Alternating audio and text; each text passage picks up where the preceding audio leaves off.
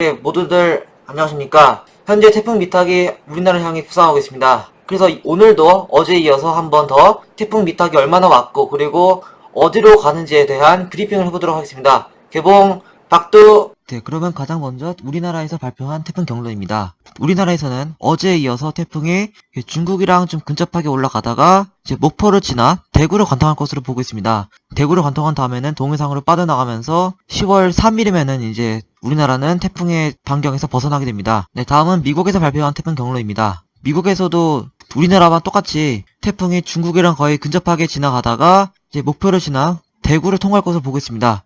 일단 가장 걱정되는 것은 바로 비인데, 태풍이 한반도 내륙을 지나가게 되면은 강한 남풍이 불게 되면서 이제 남해안을 중심으로 많은 비가 내릴 수 있습니다.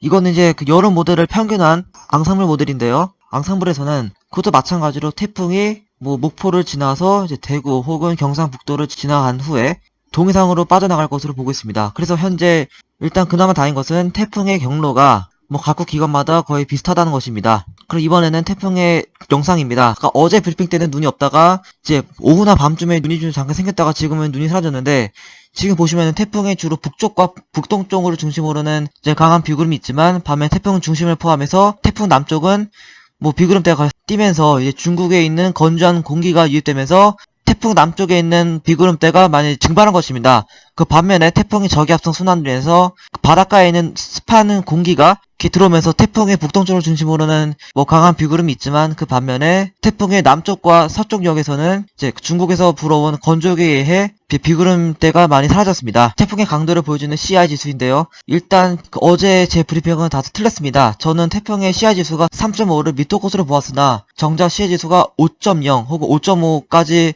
올라갔고, 지금은 이제 다시 세력이 약화되고 있습니다. 앞으로도 이제 태풍이 이제 중국을 스쳐가면서 육상 마찰과 건조기에 의해서 이제 이번에는 정말로 태풍의 CI 지수가 점차 낮아질 것입니다. 태풍은 이제 수온이 매우 중요한데요.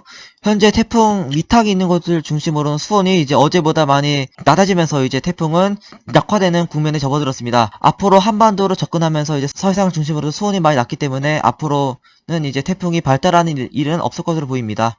네, 태풍은 온도 경도가 큰 곳을 따라 가는 경향이 있기 때문에 850 헥토파스칼 이도를 가져왔는데요. 현재 보시면은 온도 경도가 큰 곳은 주로 동해상 쪽입니다. 그래서 태풍은 앞으로 온도 경도가 큰 곳을 따라 이동하면서 이렇게 이동할 것으로 보입니다. 와도 일기도입니다. 태풍은 앞으로 북쪽 기압골과 합류할 것으로 보이고 이제 그 후에 빠르게 우리나라를 지나갈 것으로 보입니다.